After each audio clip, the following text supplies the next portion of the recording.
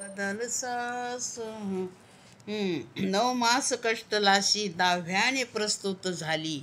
येताची कर्म जाड तुझी मान अडकली.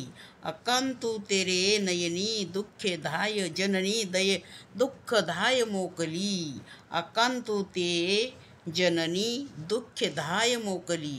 स्मरे तया हरिहरा ध्यानी श्रीकृष्ण माऊली. खरंच त्या माऊलीला तो अगदी नवीन जन्म झाल्यासारखा असतो. कारण की अत्यंत भयानक जे दुःख आहे तर ते प्रस्तुतीचं आहे. आणि ते दुःखापेक्षा, आईच्या दुःखापेक्षा त्या बाळाला अधिक दुःख असतं. हे शरीर त्या एवढ्या छोट्या द्वारातून बाहेर काढणं म्हणजे भयानक ते दुःख सोसून तो जीव बाहेर पडलेला असतो. मग दुःख हे अनेक जन्मामध्ये हेच दुःख आहे. नरकवास म्हणजेच गर्भवास आहे. आणि मग कुठपर्यंत हा गर्भवास भोगत राहायचं. म्हणून इथं येताची कर्म जाड तुझी मान अडकली.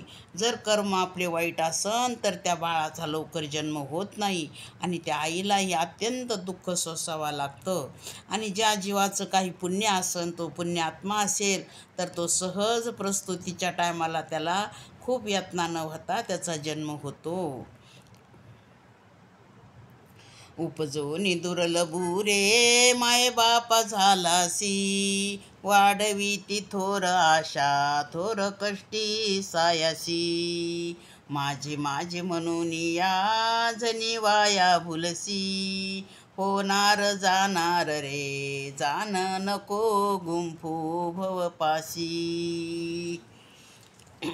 श्रीकृष्ण परमात्मा किती कष्ट सोसले आईने. तो जन्माला येणार हेच ऐकता क्षणी त्या देवकी मातेला आपल्या बंधूने एवढं त्रास दिला आणि बंदी शाळेत कोंडलं. का की हिच्या पोटी माझा वैरी जन्माला येणार म्हणून. आणि मग त्या श्रीकृष्णाने स्वतः तिथे त्या बंदी शाळेत जन्म घेऊन आणि वाढला कुठं तर गोकुळात वाढला. म्हणजे जन्माला एका ठिकाणी, वाढला एका ठिकाणी. कार्य केलं पांडवाच्या घरी जाऊन.